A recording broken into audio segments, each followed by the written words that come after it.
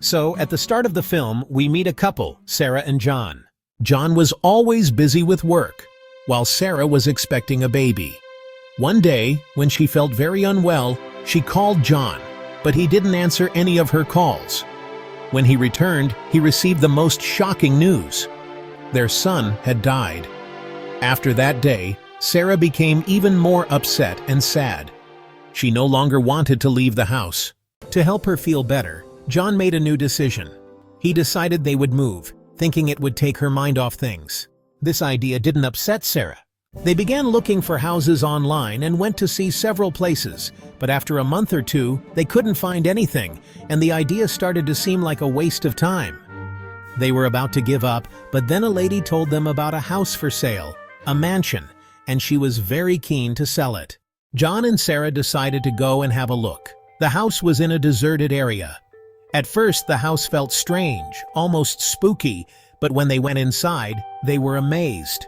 It wasn't just a house, it was a mansion, a beautiful one. They also met Amy, who started showing them around the house. This house was built in 1980, and it took almost 20 years to renovate. Everything in the house showed how old it was.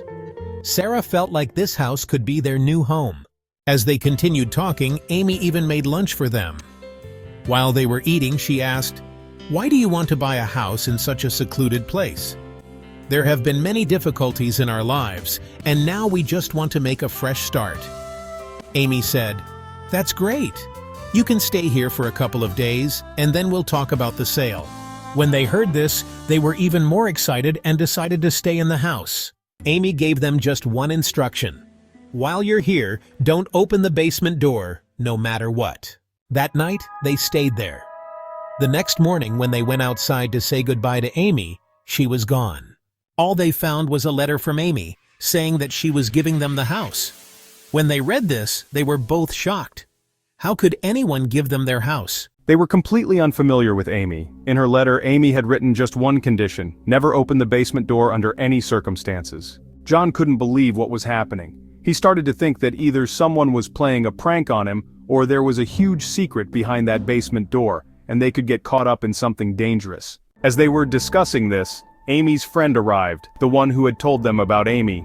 She brought the property papers with her, and when they saw them, they were shocked. John was still not convinced about taking the house, but then Sarah explained to him, "Look, John, this house has everything we need. We can start something new here. Renovating it will be expensive, but we don't have to do anything here. So, what's the problem?" Listening to Sarah, John decided to keep the house.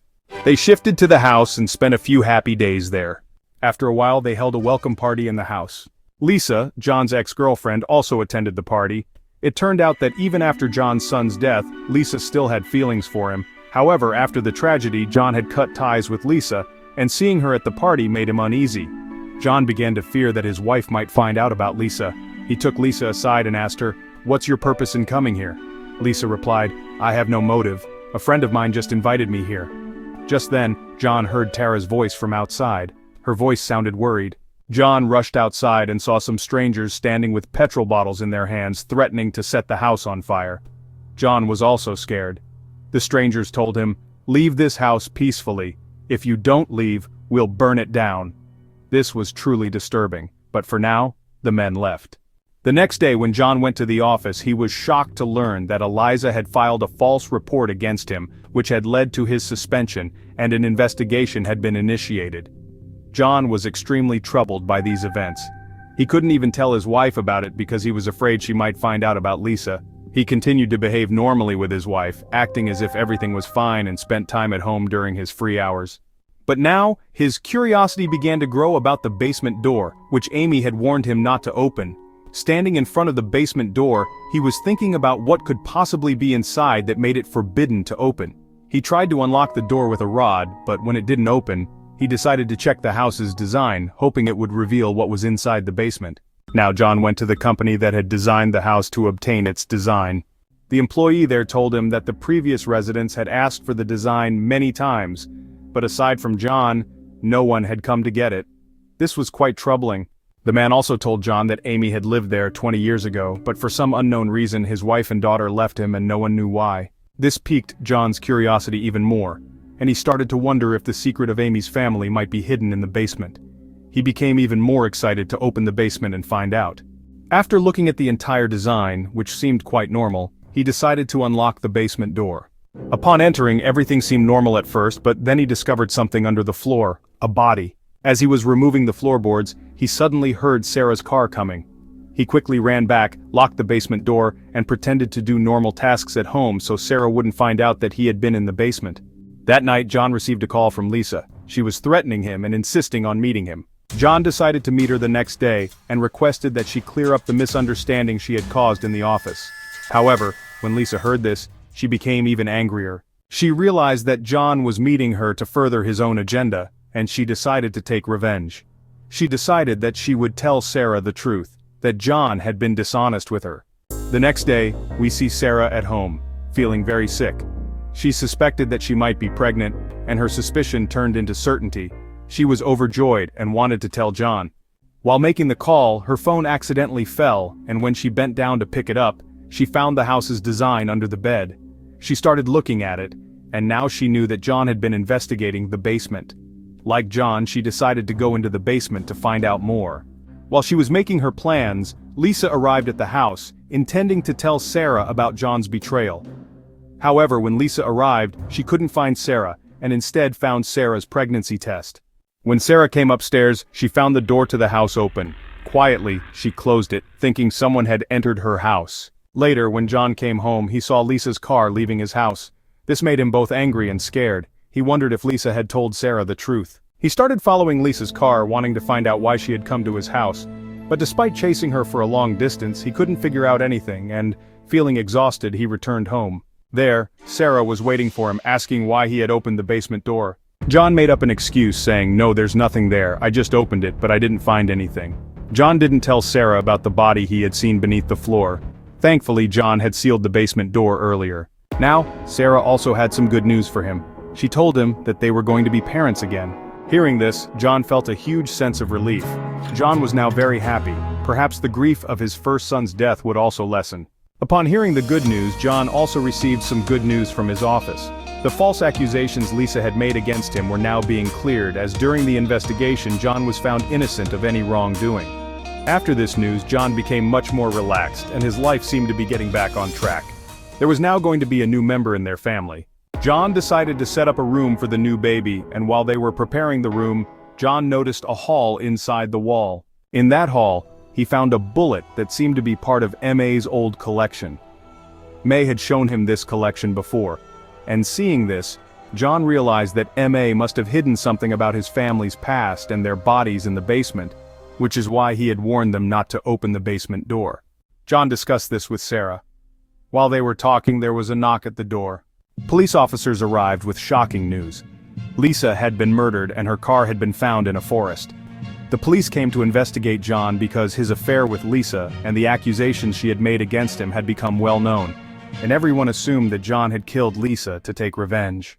During the investigation, John could have said anything, but Sarah stood by him and lied to the police, claiming that John had been home all day. This made the investigation irrelevant, so the police left without further questioning. After the police left, Sarah was extremely angry because although the police had not found anything on John, they had revealed his affair with Lisa. John tried to defend himself, wanting to explain to Sarah that he had ended the affair long ago, but Sarah interrupted him saying, "I've known everything since the time my son died because of that girl. I kept calling you and even then I knew you were with her. I tolerated all of this because I wanted to keep my family intact, but now I can't live with you because I doubt you." She added, "I can't let my child grow up with a father who has a murder accusation against him." Hearing this, John tried to reassure her, "Listen, Sarah, I didn't do anything with her," but Sarah left and John was lost in his thoughts. His life had become full of problems and he was out of breath. In his mind, one thought kept recurring. Ever since they moved into this house, his life's problems had increased.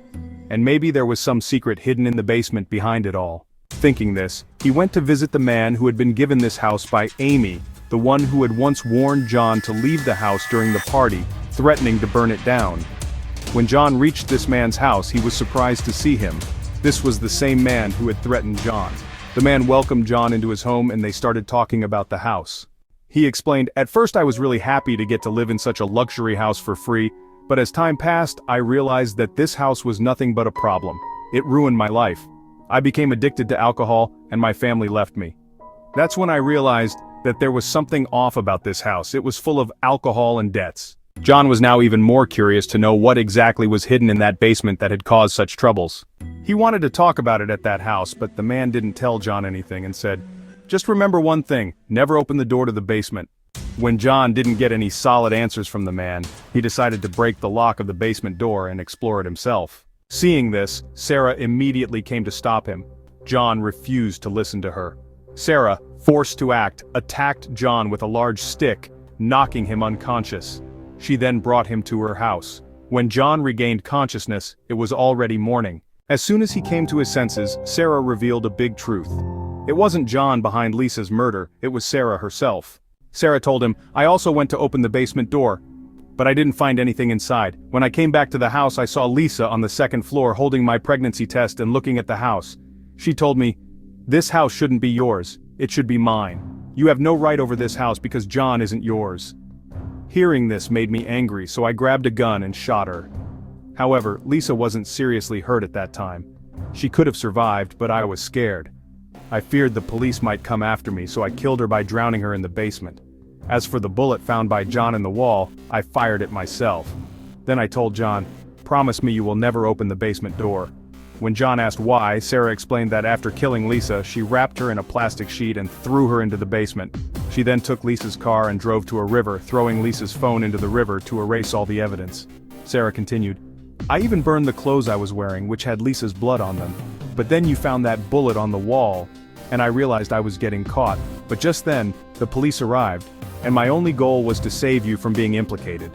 Sarah calmly told him all this as if it was just a casual event, not a murder. She added, "Don't worry, I'll make sure everything is fine. I won't let you get into trouble." John, still unsure, listened to her. Sarah then said, "In this city, the power of people who wander around is too great. If the police don't find any evidence, they'll stop their investigation." John agreed with her. They sealed the basement door. After that, they continued to live in the house, celebrating festivals and events, with Sarah appearing content, while John often looked troubled. After a while, they received a parcel from Amy, containing the key to the basement. This meant that Amy had passed their test and gave them permission to open the basement door. But now the basement hides their secrets, and it remains uncertain whether they will open it or not. The film ends with this mystery.